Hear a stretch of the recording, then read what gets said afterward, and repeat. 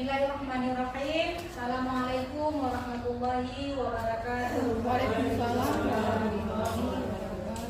Apa kabar Bapak Ibu semuanya? Baik. Alhamdulillah ya, sehat-sehat saja. Masih semangat untuk mengikuti acara kita hari ini? Masih.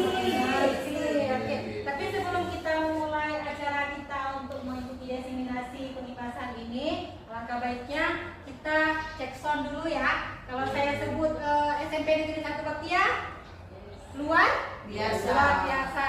Oke, kita coba ya Bapak Ibu ya. SMP Negeri 1 Baktia, Luar biasa. Sekali lagi, SMP Negeri 1 Baktia, Luar biasa. Tepuk tangan dulu untuk kita semua. Oke, tepuk tangan dulu. Ya, baiklah. Untuk hari ini kita akan mencoba mengikuti diseminasi pengibasan modul titik 1, modul 1.4. Ini adalah tugas kami dalam melakukan aksi nyata untuk modul budaya positif. Ya, oleh saya sendiri, Lisa Fitria, CGP Angkatan 11, berasal dari SMP Negeri 1 Baktia. Nah, ketika Bapak Ibu mendengar budaya positif, ya, kira-kira bagaimana tanggapan Bapak Ibu? Apa itu budaya positif? Kebiasaan yang baik. Kebiasaan yang baik. Terima kasih Bu Put. Ada lagi yang lain? Ketika kita mendengar kata budaya positif, adakah yang terlintas di benak kita? Apa itu budaya positif? Ada? Selain daripada budaya disiplin, budaya yang baik? Ada di sini? Budaya yang harus dilaksanakan dengan baik. Iya, budaya yang harus dilaksanakan dengan baik. Ya, terima kasih Bapak Ibu ya. Kemudian selanjutnya. Nah, inilah dia pengertian dari budaya positif. Ya, budaya positif di sekolah yaitu nilai-nilai dan kebiasaan-kebiasaan di sekolah yang berpihak pada peserta didik, ya, agar mereka dapat berkembang menjadi pribadi yang kritis, penuh hormat dan bertanggung jawab. Nah, sedikit saya ulang ya, karena di modul 1 ini kami diawali dengan modul 1.1, yaitu mengenai makna dari pendidikan.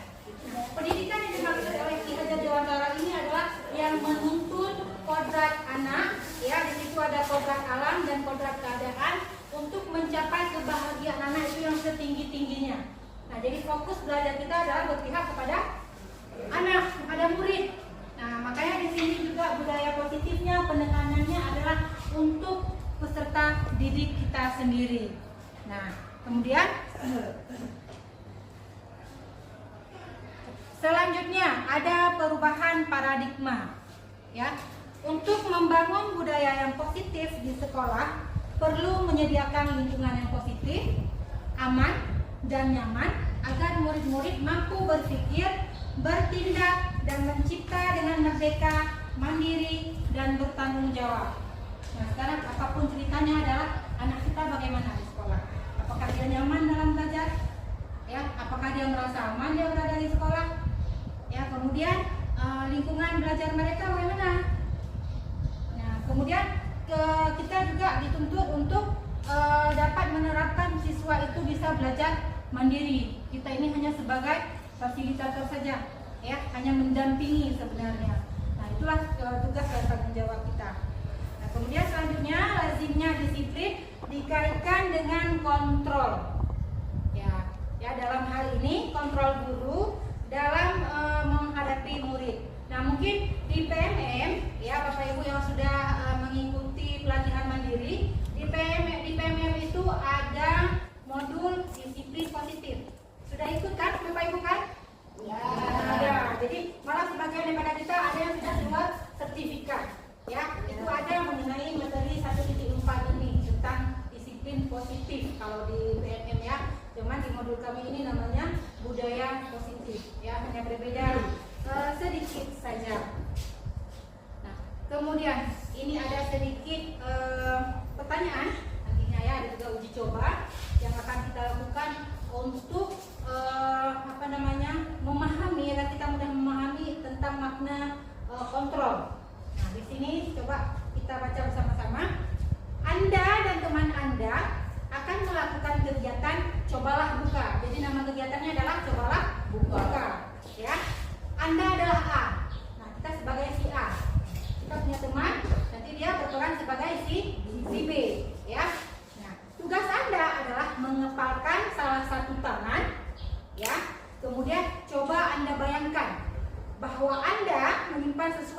sangat berharga di dalam kepalan tangan kita ini. Ya, kira-kira apa yang kita miliki saat ini yang kita simpan di dalam tangan? Misal, di sini ada emas. Katakanlah, emas sekarang lagi mahal kan? Ya, ada emas di sini di dalam genggaman kita. Apakah akan kita jaga dia? Jaga. Karena kalau begitu kita lepas, jatuh. Iya, benar sekali. Kalau kita lepas, jatuh. Nah, kemudian Anda perlu menjaga benda tersebut sekuat tenaga Anda karena begitu pentingnya untuk kehidupan Anda. Kemudian teman Anda si B tadi, dia membujuk kita, ya membujuk Anda, kemudian menghardik Anda, mengintimidasi, memarahi, menggoda, menggelitik. Gimana caranya tangan kita ini supaya terbuka? Ya. Nah, kemudian apakah kita akan membuka tangan ini? Tidak. Nah, kemudian sekarang berbalik ke si B. Si B yang melakukan itu. Dia punya sesuatu yang berharga di tangannya. Ya, yang dia jaga. Ya, apapun yang akan kita lakukan, tangannya ini tidak akan terlepas. Nah, dari kegiatan ini ada pertanyaan di bawahnya. Ya, yang pertama, apakah Anda atau si B membuka kepalan tangan Anda? Ya, apakah Anda akan membuka kepalan tangan Anda atau si B juga membuka? Hah? Tidak. Kenapa? Kita menjaga apa isi dari dalam tangan kita kan? Ya. Nah, kemudian yang B ini juga demikian. Apakah Anda atau B menutup kepalan tangan Anda? Kita tutup kan? Ya, untuk apa? Apa alasannya? Menjaga barang. Iya, menjaga supaya tidak hilang. Nah, kemudian pernyataan yang terakhir, ya, dalam kegiatan ini, ya, sesungguhnya siapa yang memegang kontrol? Siapa yang memegang kontrol untuk membuka atau menutup tangan Anda ini? Siapa yang memegang kontrol? Kita sendiri, ya. Yang si A kita sendiri, yang si B juga yang memegang kontrol. Nah, jadi masing-masing kita menjaga atau mengkontrol untuk diri kita sendiri. Ya, jadi kita tidak bisa memaksakan orang lain. Nah, ini adalah materi nantinya yang akan dikaitkan dengan posisi kontrol. Nah, kemudian sedikit kita ulang mengenai makna pendidikan yang saya sebutkan tadi. Menurut Ki Hajar Dewantara, ya, menurut Ki Hajar Dewantara bahwa tujuan pendidikan itu adalah menuntun segala kodrat yang ada pada anak-anak agar mereka dapat mencapai keselamatan dan kebahagiaan yang setinggi-tingginya, ya, baik sebagai manusia maupun sebagai anggota masyarakat. Nah, kemudian oleh sebab itu pendidik itu hanya dapat menuntun tumbuh dan hidupnya kekuatan kodrat yang ada pada anak-anak agar dapat memperbaiki lakunya, bukan dasarnya, ya, hidup dan tumbuhnya kekuatan kodrat anak. Nah, jadi yang sebenarnya itu, ya, kalau di dalam modul kami 1.1 itu ada pernyataan bahwa anak itu diibaratkan oleh sebuah kertas, ya, yang buram, yang tulisannya sudah ada tapi dia masih buram, ya, tinggal kita yang menebalkannya. Nah, tugas kita dulu dah, kita menebalkan. Apakah kita tebalkan semuanya tanpa kita filter? Tidak, tentu kita filter, ya, yang baik-baik saja, baik-baik saja. Nah, jadi dasar anak itu bukan kertas putih, tapi kertas yang sudah ada tulisannya, hanya saja tulisannya itu masih buram. Tinggal kita yang menebalkannya. Disitulah kita pilih-pilih, ya, yang mana yang harus kita tebalkan, yang mana yang harus kita hindari. Karena apa? Pada dasarnya kita nggak bisa merubah perilaku orang. Kita hanya bisa mengajak atau mengayomi dia atau menuntun. Nah, makna menuntun kira-kira apa, Bapak Ibu? Membimbing. Membimbing, ya. Nah, mendampingi, mengajak, mengarahkan, ya, mengajarkan. Nah, jadi itulah yang makna menuntun. Sama seperti kita menuntun anak-anak kita di rumah yang baru bisa berjalan. Ya, tentu kita pegang dulu tangannya kan, supaya dia tidak jatuh, karena anak itu baru bisa berjalan.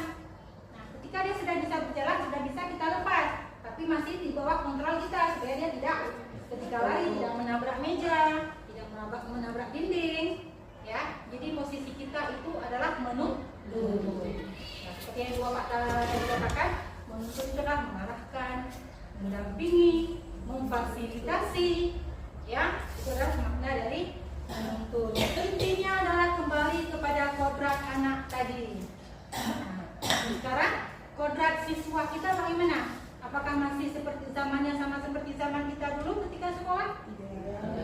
Tidak, sudah berbeda. Kalau dulu kita belum kenal HP, ya kan? Kita dulu nggak punya HP.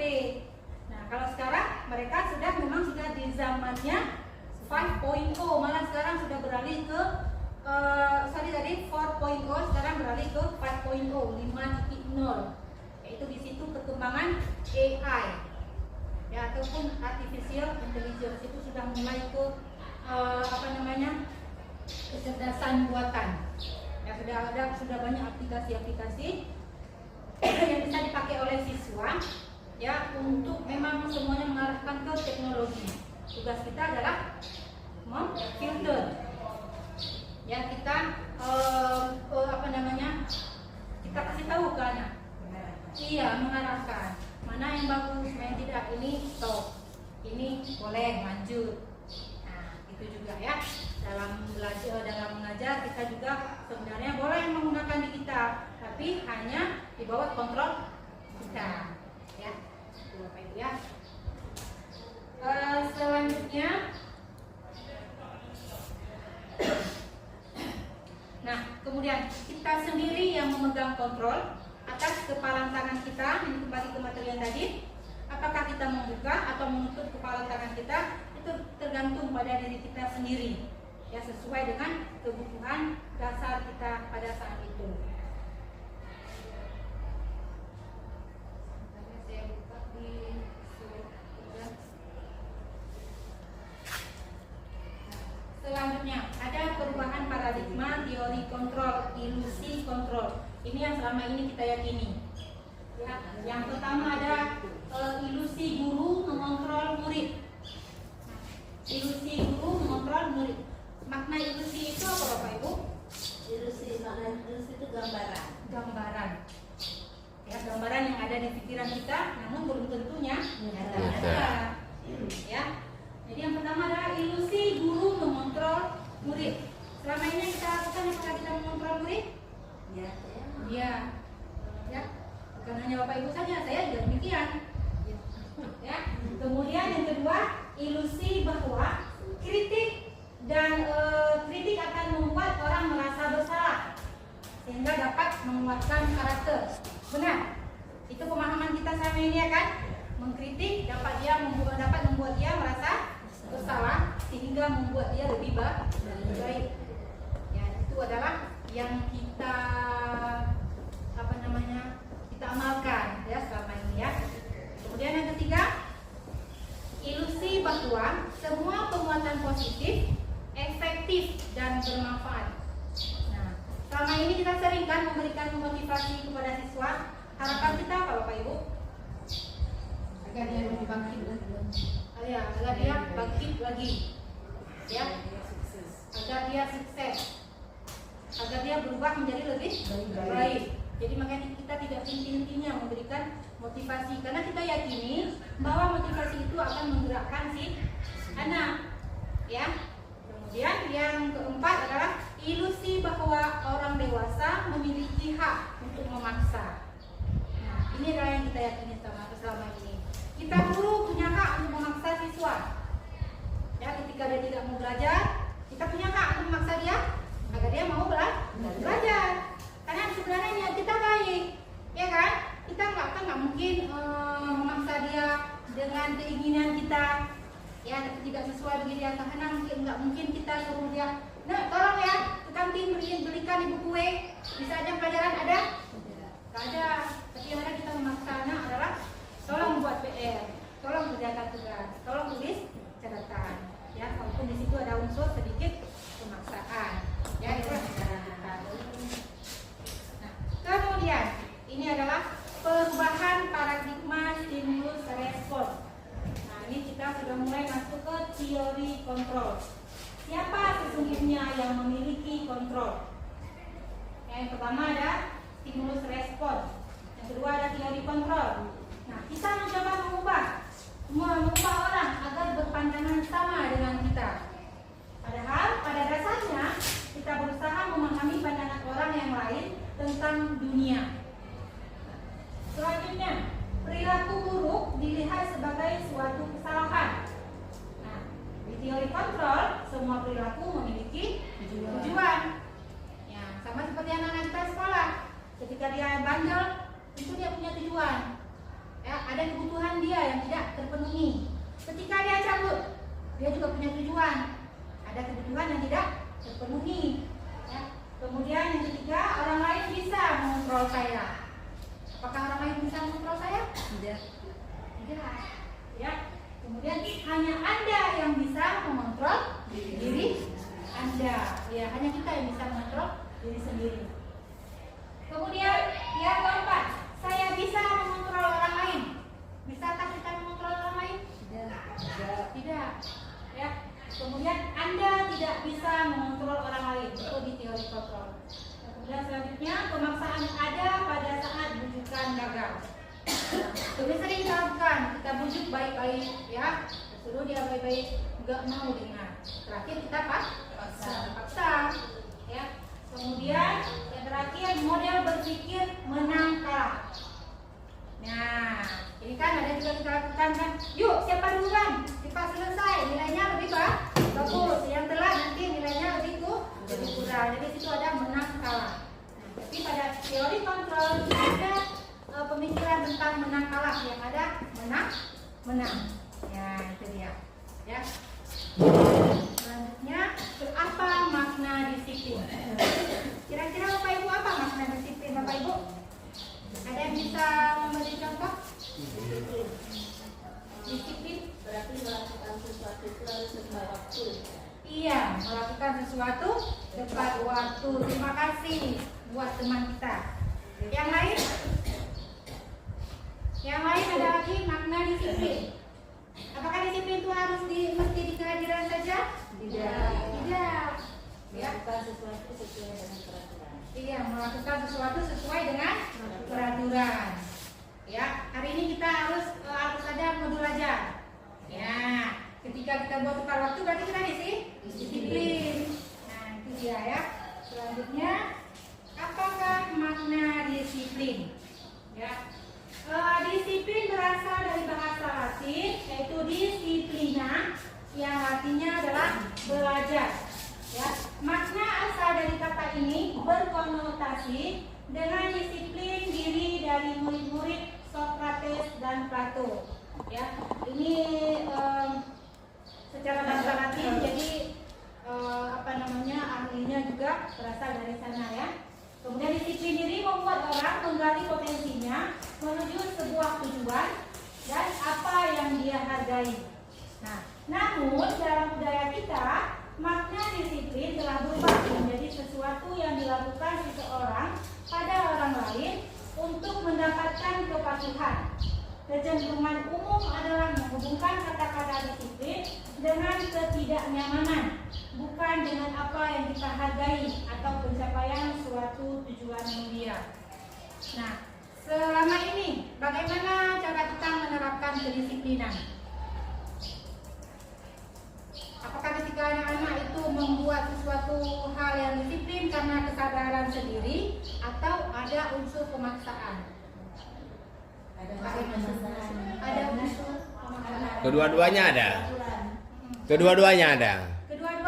Iya. Sebagian karena keterpaksaan, sebagian lagi karena kemauan. kesadaran diri. Ya, karena kesadaran diri. Nah, ya. Nah, selanjutnya disiplin adalah kemampuan memerintah diri sendiri dalam mengontrol dan menguasai diri untuk memilih tindakan yang mengacu pada nilai-nilai yang kita hargai dengan penuh tanggung jawab tanpa perintah orang lain. Inilah disiplin yang diharapkan. Ya, jadi semua itu karena kesadaran dari dalam diri sendiri. Bukan dia karena mengharapkan hadiah, bukan karena takut dihukum, Bukan karena takut kepala sekolah. Iya, kalau kita bukan karena takut kepala sekolah ya. Kalau ada anak karena iya. Iya, karena Tanggung itu. jawab. Dan Allah yang Maha Kuasa. Ikhlas, ya. Terima kasih Pak sekali. Nah, kemudian di dalam disiplin ini mengandung nilai-nilai kebajikan. Ya, kalau di dalam kurikulum Merdeka, nilai-nilai kebajikan itu yang ada pada profil pelajar Pancasila ada berapa elemen Bapak Ibu? Ada? Ada 6 elemen. Nah. Itu beriman, bertakwa pada Tuhan yang Esa, ya, dan berakhlak mulia. Kemudian apa lagi? Gimana lagi Bu? Bu pasti? Wah, udah lama. Udah lupa, udah lama ya. Mungkin bisa kita ingatkan. Ya. Pelajar Pancasila beriman dan bertakwa pada Tuhan yang Esa dan berakhlak mulia, berkebinekaan nobar, gotong royong mandiri, kreatif dan berintegritas. Boleh kita ulang sekali lagi Bapak Ibu? Boleh ya, biar semangat ya. Oke, kita mulai. Pelajar Pancasila beriman dan bertakwa pada Tuhan yang Esa dan berakhlak mulia, berkebinekaan global, gotong royong mandiri, kreatif dan berintegritas. Oke, semangat buat kita semua. Terima kasih Bapak Ibu ya yang sudah mau menyanyikan lagu ini bersama-sama. Udah lebih fresh Bapak Ibu? Iya. Udah lebih fresh ya, habis kita nyanyi ya. Nah, selanjutnya kalau tadi nilai-nilai kebajikan yang ada pada profil pelajar Pancasila. Nah, selanjutnya adalah nilai-nilai kebajikan universal secara umum. Nah, di situ ada peduli, ada rajin, ada rasa hormat, kemudian ada keberanian, tanggung jawab, kebersihan, kesantunan, komitmen, ya satunya sudah dulu ya. Kemudian kreatif, saling menghargai, baik hati, bijaksana, keteraturan, disiplin, toleransi, keselamatan, kedamaian, kesehatan, dan gotong royong. Ini masih ada juga yang lain. Namun saya hanya ambil beberapa nilai kebajikan yang memang sering kita jumpai saja. Nah, Bapak Ibu sudah pernah buat keyakinan kelas? Kalau dulu disebutkan kesepakatan kelas. Belum ya, belum. Nanti akan coba kita buat keyakinan kelas sehingga siswa itu tidak terpaksa melakukan sesuatu. Namun kita telah sepakati bersama. Ya, apa saja yang akan kita sepakati, kita rundingkan dengan setiap guru mata pelajaran. Ada dia namanya keyakinan kelas guru mapel. Ada juga yang per kelas itu dengan wali kelas. Ya, jadi sebenarnya setiap kegiatan itu harus ada dulu keyakinan kelasnya. Hal apa saja yang kita sepakati dan hal apa saja itu yang tidak akan kita langgar. Nah, itu dia ya. Nah, nanti setelah ini ada juga nanti pemahaman tentang bagaimana cara membuat keyakinan kelas. Selanjutnya masih dengan teori motivasi perilaku manusia. Yang pertama, untuk menghindari ketidaknyamanan. Jadi siswa itu melakukan sesuatu untuk menghindari ketidaknyamanan. Jadi mungkin dia datang tepat waktu supaya nggak kena disuruh untuk membersihkan halaman sekolah, nggak disuruh untuk menyiram tanaman atau lain-lain sebagainya. Jadi ada unsur keterpaksaan di situ. Nah, motivasi yang dirasa adalah motivasi eksternal, iya, dari luar, bukan dari dalam. Ya. Kemudian yang kedua, untuk mendapatkan imbalan atau hadiah. Nah, kan ada siswa kita juga kan, yang mungkin kita pernah memberikan reward kepada dia. Jadi besok dia mengulang lagi. Tujuannya apa? Dia dapat hadiah. Jadi tidak ada juga unsur keikhlasan di situ. Motivasinya adalah motivasi eksternal juga. Nah, yang terakhir adalah untuk menghargai diri sendiri. Nah, inilah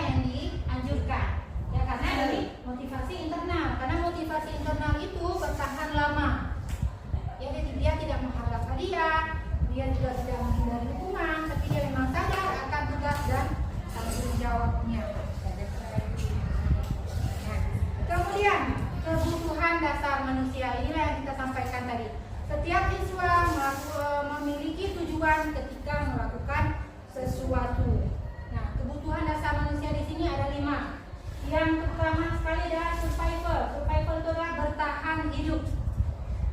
Ya, contoh kebutuhan bertahan hidup bagaimana Bapak Ibu? Ya, makan, minum, ya, tempat tinggal, pakaian. Nah, itu adalah ya, sandang pangan. Kebutuhan primer begitu ya. Ya, itu dia ya kalau untuk survival ini ataupun kebutuhan bertahan hidup. Kemudian ada kebutuhan dia untuk cinta kasih atau supaya diterima. Ada anak-anak kita seperti itu, Bu? Ada. Rohani. Ya, sekarang saya ingat betul dulu ya waktu di kelas 3B banyak masalah di situ kan, kelas adopsi dulu kan. Rupanya orang itu berasal dari keluarga broken home. Ada yang nggak tahu orang tuanya di mana, ada yang nggak kenal ayahnya ya kan. Nah, kemudian ada yang model dia hidup sehari-hari itu mengandalkan diri sendiri. Ada kerja, ada makan, nggak kerja, nggak makan. Itulah keadaan anak kita. Nah, jadi kebutuhan yang dia perlukan adalah cinta kasih selain daripada bertahan hidup tadi. Dia nggak punya kasih sayang. Tugas kita memberi. Iya, tugas kita adalah ketika anak itu melakukan kesalahan, kita cari tahu dulu. Ini alasannya kenapa si anak itu melakukan kesalahan. Apakah dia kurang perhatian di rumah? Berarti kita kasih perhatian. Caranya bagaimana? Dan mengambil tindakan. Iya, jangan langsung mengambil tindakan. Jangan langsung kita vonis kamu salah, kamu malas, kamu bodoh. Nah, kita lihat dulu faktornya apa. Ya. Kemudian yang kedua, penguasaan. Ada anak-anak modal dia pinginnya diakui, yang agak-agak caper ada kan? Nah, dia pengen diakui. Aku harus diakui kalau aku ini pintar. Aku harus diakui kalau aku ini rajin. Nah, makanya dia coba membuat ulah sedikit ya, supaya iya caper kalau sering kita serukan, supaya dia diakui oleh teman-temannya. Kemudian yang ketiga, yang keempat adalah faktor kesenangan. Memang dia suka seperti itu. Contoh, kalau di kelas ada kan model anak yang belajarnya kinestetik, ya kan, lari sana ada, lari sini. Karena dia memang sedang seperti itu. Ya, itulah tujuan kita nanti bagaimana kita diajarkan untuk belajar berdiferensiasi. Ya, bagaimana caranya itu semua ada pada diri kita. Nah, kemudian yang terakhir adalah kebebasan. Mungkin di rumah dia nggak dikasih kemana-mana sama orang tuanya, di rumah aja dulu.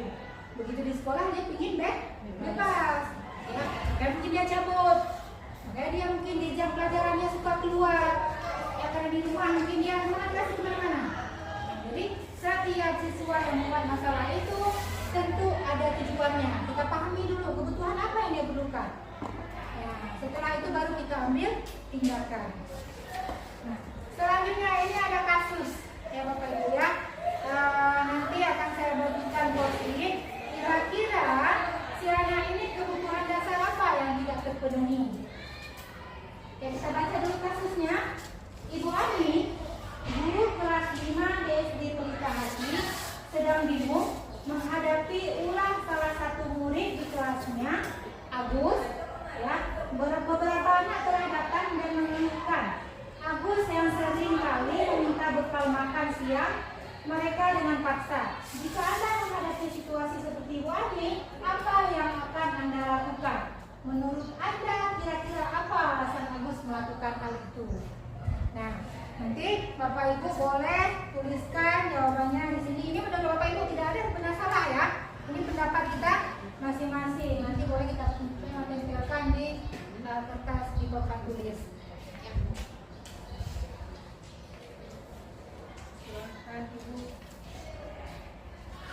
Tidak ada benar salah Bapak Ibu ya. Jadi di sini adalah yang diminta pendapat kita.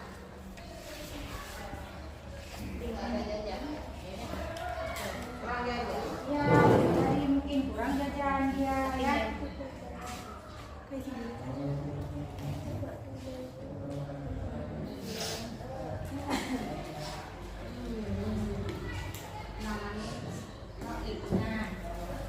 Sesuai dengan kita belajar tadi. No money, no gear. Apakah mungkin dia karena nggak ada uang, atau mungkin dia nggak ada kasih sayang, dia mencari-cari perhatian dari kawan-kawannya, ya, atau mungkin dia pengen menguasai teman-temannya.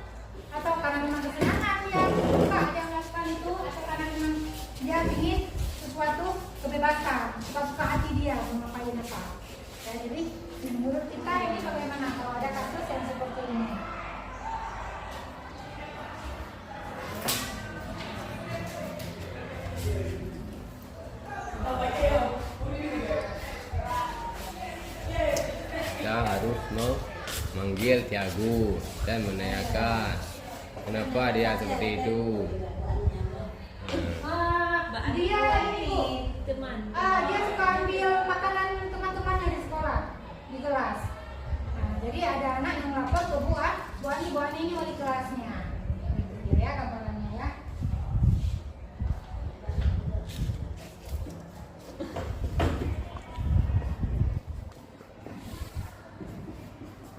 Kira-kira kebutuhan dasar apa yang tidak terpenuhi?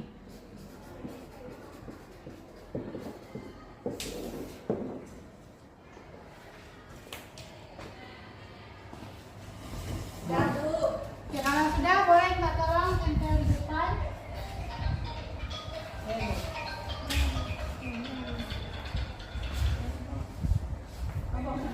Ya. Hah? Boleh, ada yang enggak mau bantuin tolong ya.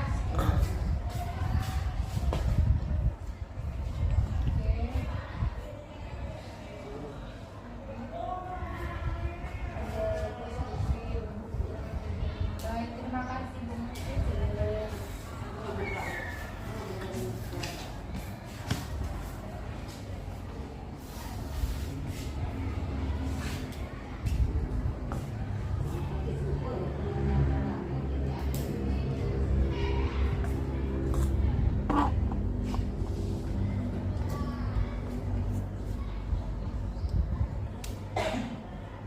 Pendapat kita kan beda-beda ya Bapak Ibu ya. Jadi mungkin ada yang kurang jajal tadi ya, yang sudah kawannya jawab.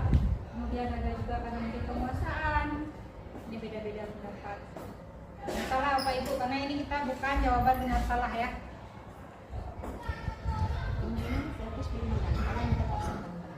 Iya. Oke, silakan Bu.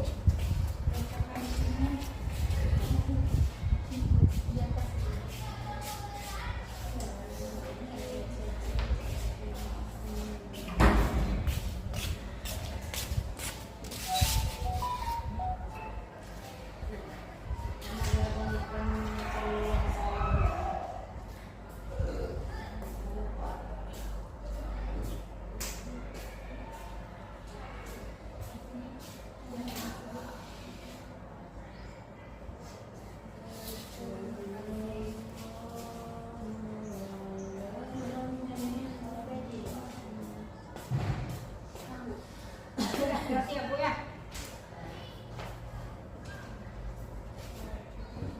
Nah,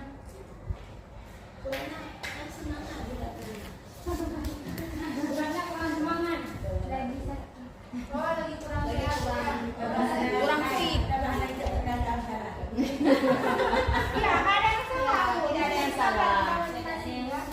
Iya, tidak ada yang benar dan tidak ada yang salah. Anda yang baca dulu.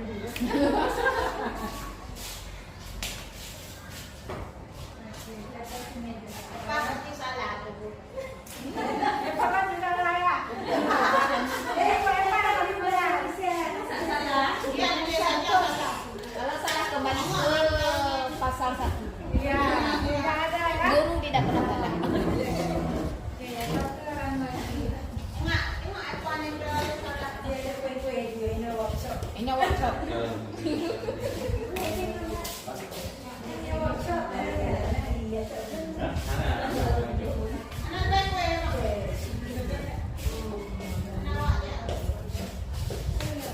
Aku kan tempat orang.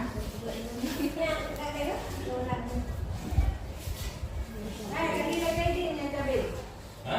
Ca Chứ nó không gài nó như vậy Mà thưa con lê Ai? Thưa con lê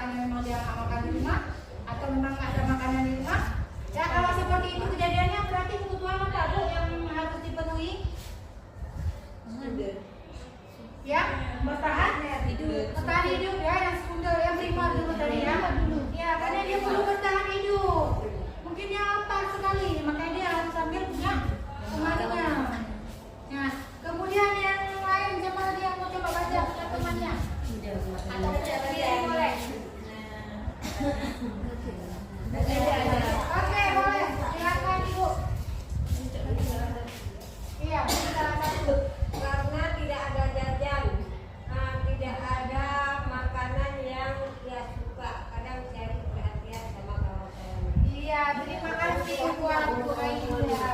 Berarti yang pertama nggak ada makanan. Yang kedua dia cari perhatian. Berarti kebutuhan apa yang harus dipenuhi? Diterima, ya, atau kasih sayang. Satu lagi juga kebutuhan primer tadi ya, bertahan hidup. Nah, ya, kemudian saya coba bacakan yang lain satu lagi. Mengadakan pendekatan atau berinteraksi langsung dengannya. Menurut saya, Agus melakukan hal tersebut mungkin saja di rumah dia sering diperlakukan dengan kasar oleh keluarganya. Nah, berarti dia di sini juga ingin mendapatkan perhatian dan juga penguasaan. Nah, dia ingin diakui bahwa dia ada loh. Sebenarnya aku ada di rumah karena dia nggak ada. Jadi dia berulang di sekolah. Ya. Nah, jadi di sini ada contoh tanggapan.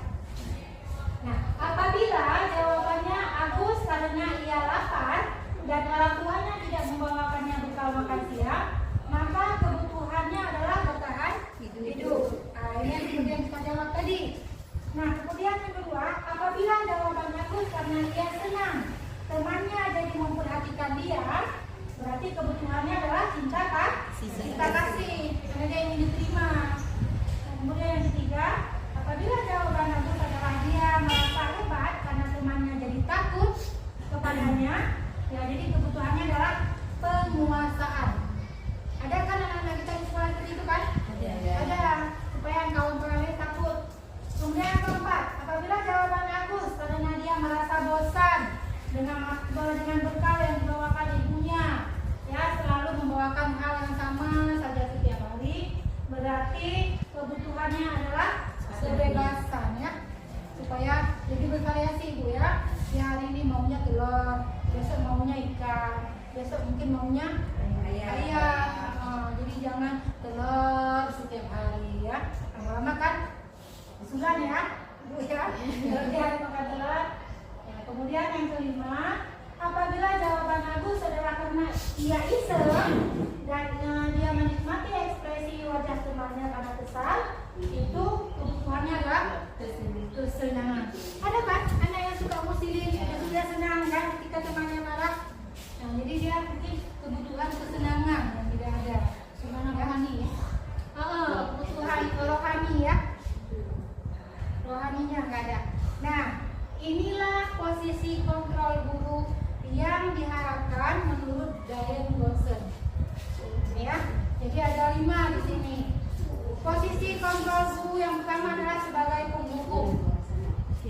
Ya, yang kedua pembuat merasa bersalah. Yang ketiga posisi sebagai teman. Yang keempat sebagai pemantau. Yang kelima sebagai manajer. Ya. Kalau posisi penghukum, kira-kira bagaimana yang dilakukan guru Bapak Ibu yang kita lakukan selama ini? Apakah kita berperan sebagai penghukum?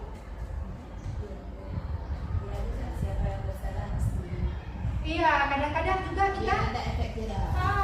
Memang tujuan kita supaya ada efek jerah ya kepada Tidak mengulangi lagi ya.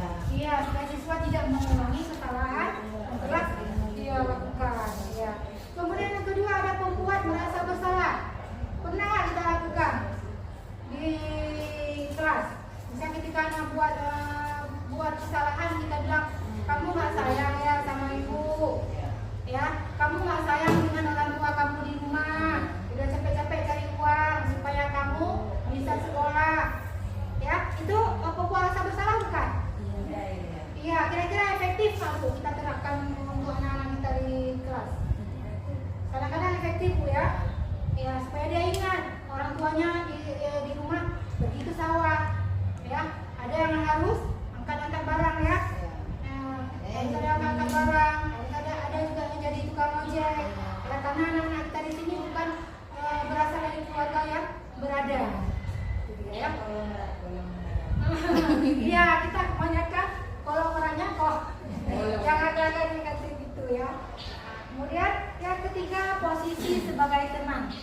Pernah nggak kita menempatkan diri sebagai teman bagi anak-anak kita? Ya, ketika dia mencurhat kita dengarkan, ketika dia buat salah kita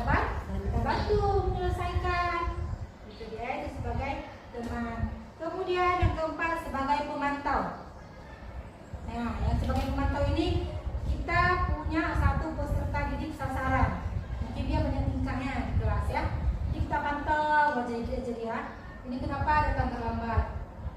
Nah, sengaja memang. Kemudian kenapa dia nggak buat tugas? Nah, ini adalah sebagai pemantau. Jadi ketika dia buat salah nanti, hari ini misalnya datang terlambat, ibu udah sering pantau kamu begitu pergi sekolah, nggak langsung masuk ke sekolah, tapi kamu nongkrong dulu di depan sekolah sana. Nah, itulah posisi sebagai pemantau, ya. Kemudian tadi sama dengan ibu ini, tapi buat balik. iya, itu juga masuk ke pemantau. Perginya sama, tiba ke sekolahnya kok beda. Duluan kita dia 10 menit belakangan baru sampai. Nah, berarti pertanyaannya adalah kemana dia pergi? Kan begitu, ya. Nah, sedangkan yang terakhir adalah posisi manajer. Nah, bagaimana pemahaman posisi manajer, Bapak Ibu? Kita sebagai pemimpin. Ya, kita sebagai pemimpin, dia sebagai bawahan, ya. Nah, kemudian di sini ada contoh, ya, posisi kontrol. Mungkin ini nggak nampak, saya coba buka ke yang ini saja biar terlihat. Nah, belum muncul ya.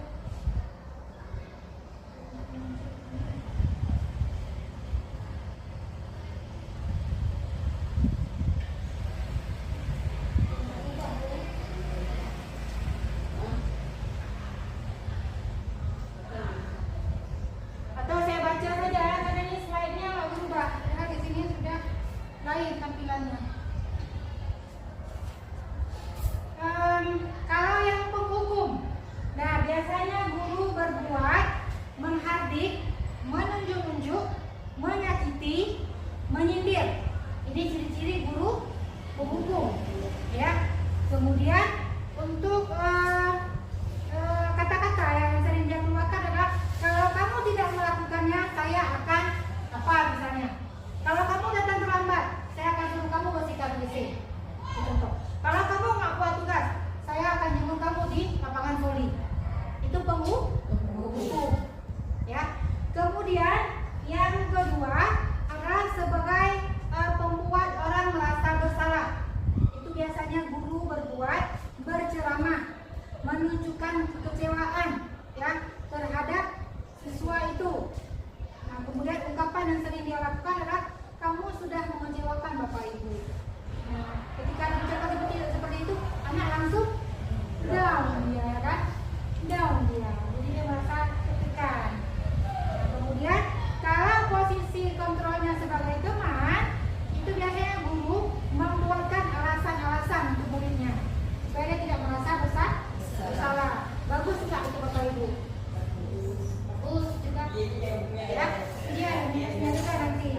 Nah, kemudian untuk perkataannya biasanya guru mengatakan lakukan untuk ibu ya, tolong ya buat tugasnya untuk ibu ya. Nah, kan sering kita juga seperti itu ya, tolonglah ya dibuat tugasnya demi ibu, gitu ya. Nah, kemudian ataupun ya sudah nanti Bapak Ibu bantu bereskan, ya udah nanti ibu ajarkan. Nah, itu sering kan? Itu adalah posisi kontrol sebagai teman. Kemudian yang pemantau. Nah, ini dia itu suka menghitung, mengukur. Nah, ini anak ini kemana dia? Ngapain dia? Nah, ini posisi pemantau. Kemudian yang sering guru katakan adalah apa peraturannya? Apa kesalahan yang kamu lakukan? Ketika kamu berbuat ini konsekuensinya apa? Ya, itu kalau sebagai pemantau. Dan yang terakhir, yang manajer, inilah yang dituntut. Sehingga itu nanti lahirlah segitiga restitusi. Sudah pernah dengar Bapak Ibu? Belum. Ya, kalau di PMM di pelatihan mandiri pada materi disiplin positif itu ada mengenai segitiga restitusi. Ya, itu nanti akan dibahas di depan. Yang dilakukan oleh guru adalah mengajukan pertanyaan-pertanyaan. Alasan kamu terlambat kenapa? Ya, kemudian benar nggak apa yang kamu lakukan itu? Salah tidak perbuatanmu? Kira-kira bagaimana solusinya? Nah, itu kalau posisi kita sebagai manajer. Kalau seperti itu bagus tidak Bapak Ibu? Bagus, digali dulu apa permasalahannya, ya. Nah, kemudian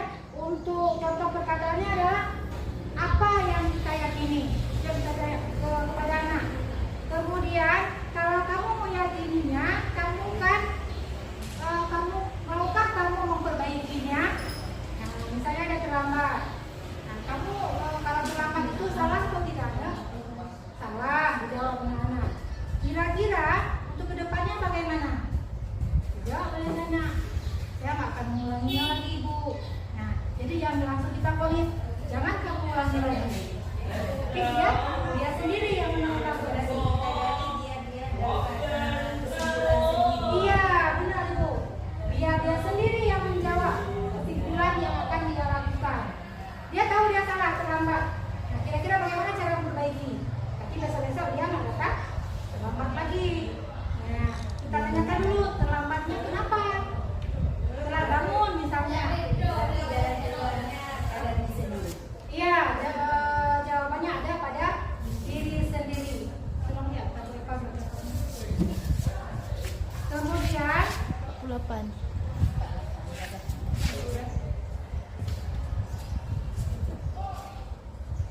Oke. Nah, kemudian ada pertanyaan-pertanyaan. Saya kecewa sekali dengan kamu. Kira-kira siapa yang mengatakan? Bukan dari posisi 5 tadi, Bu. Dari posisi penghukum, pembuat rasa bersalah, teman tahu, apalagi terakhir, manajer. Nah, kalau seandainya ada pertanyaan seperti ini, saya kecewa sekali dengan kamu. Sebagai teman, sebagai manajer. Ada yang lain lagi? Pemantau. Oke, kita kunci yang mana nih Bapak Ibu? Pemantau kah, teman kah, atau manajer? Manajer. Oke, kita kunci manajer ya. Oke, kemudian yang kedua, kamu tidak pernah benar-benar melakukannya. Ini biasanya siapa yang mengucapkan? Manajer kah?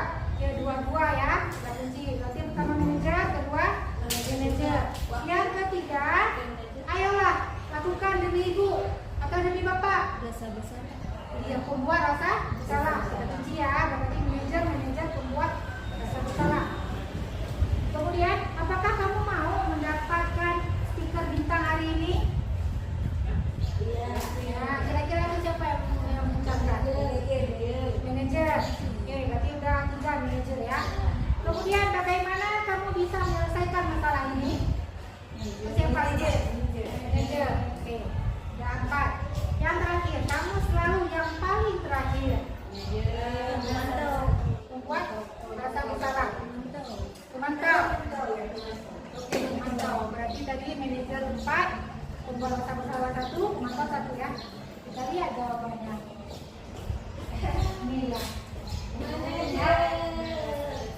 Nah, kalau yang mengatakan saya kecewa sekali dengan kamu, dia pembuat rasa bersalah. Kemudian kamu tidak pernah benar-benar melakukannya. Itulah posisi penghukum. Nah, kemudian ayolah lakukan demi ibu atau lakukan demi bapak sebagai teman. Ya, kemudian apakah kamu mau mendapatkan stiker bintang hari ini? Pemantau. Nanti dia diiming-imingi hadiah ya. Kemudian bagaimana kamu bisa menyelesaikan masalah ini? Ini benar tadi ya, manajer. Kemudian kamu selalu yang paling terakhir. Adalah penghukum.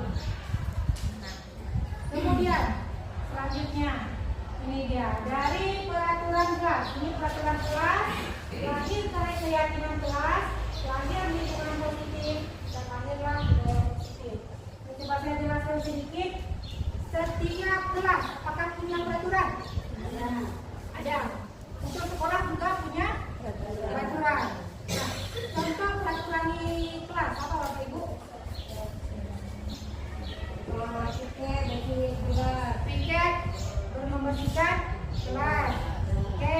Jangan masukkan sepatu ke dalam botol. Jangan memasukkan sepatu ke dalam kelas. Apalagi memasukkan baju ke dalam celana. Oke, kita tulis dulu Bapak Ibu ya. Yang pertama, piket. Ya, piket tepat waktu. Kemudian yang kedua tadi, jangan memasukkan sepatu. Ya, jangan memasukkan sepatu ke dalam keluar masuk waktu jam pelajaran berlangsung. Iya, bagus sekali. Jangan keluar masuk Waktu jam pelajaran berlangsung.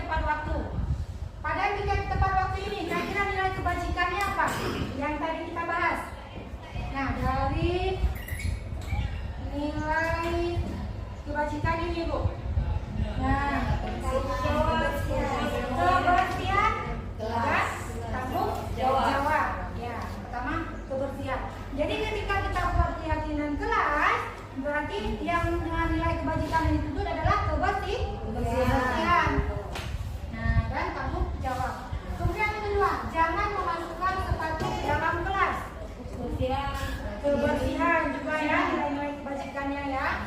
Kemudian yang ketiga, jangan keluar masuk waktu jam pelajaran berlangsung. Kesantunan, disiplin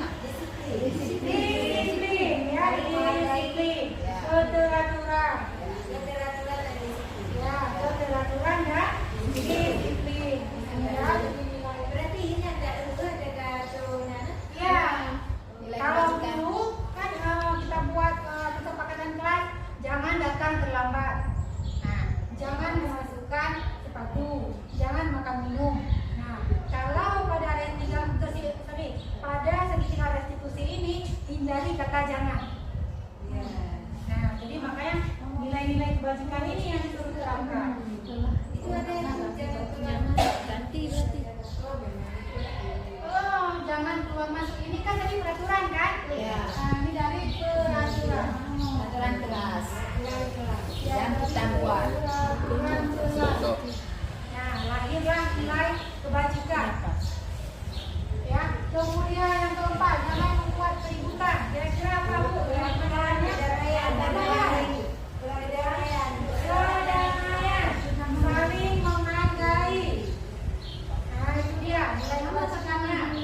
Yang terakhir, jangan makan dan minum di jam pelajaran. Kira-kira yang mana? Disiplin. Nah, kira-kira yang mana Bu? Betul, Ratu. Jadi makan itu satunya di mana? Di kantin. Ya, bukan di kelas. Nah, selanjutnya ini dia keyakinan kelas ya. Keyakinan kelas adalah nilai kebajikan atau prinsip-prinsip universal yang disepakati bersama secara universal lepas dari latar belakang suku, negara, bahasa maupun agama. Jadi keyakinan kelas itu kita sepakati bersama, bukan guru yang buat. Nah, tapi kita minta dulu pendapat dari anak-anak, ini apa yang akan kita jadikan sebagai keyakinan kelas yang ada yang harus kita terapkan. Ya. Kemudian pembentukan keyakinan kelas ini ada bahas lagi. Ya, seperti yang sudah kita coba buat tadi. Pertama buat dulu dari peraturan, ubah dia ke kalimat positif.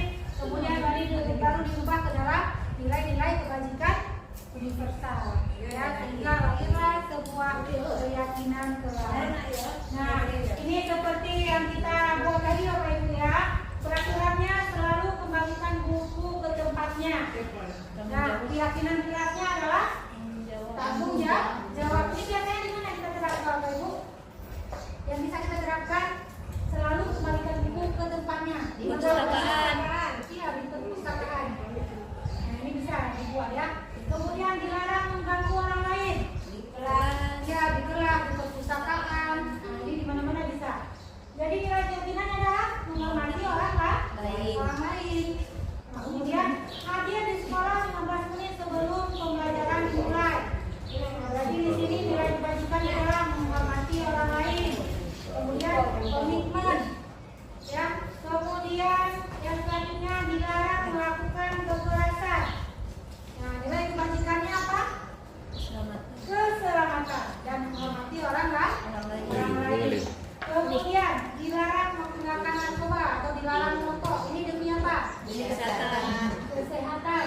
Kemudian bergantian atau menunggu giliran. Mengantri. Itu apa Bu?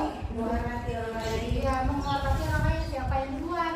Nah, mungkin kita harus datang langsung ke depan. Kemudian gunakan masker. Ini kalau di masa pandemi. Itu untuk apa kita gunakan masker? Masker, kesehatan dan keselamatan. Kemudian yang terakhir, jangan berlari di depan kelas atau di koridor kelas. Itu tujuannya untuk keselamatan. Ya, keselamatan dan keamanan. Jadi beginilah di acara kita buat keyakinan kelas. Pertama tunjukkan dulu nilai-nilai kebajikannya. Kemudian kita gali aturan-aturan yang sudah ada selama ini. Kita ubah dia ke kalimat positif. Kemudian baru diubah ke dalam nilai-nilai kebajikan universal. Ya. Nah, ini dia contoh membuat keyakinan kelas. Nah, nanti bisa kita buat melalui post-it seperti ini Bapak Ibu. Kita bagikan post-it. Kita suruh buat sama anak-anak satu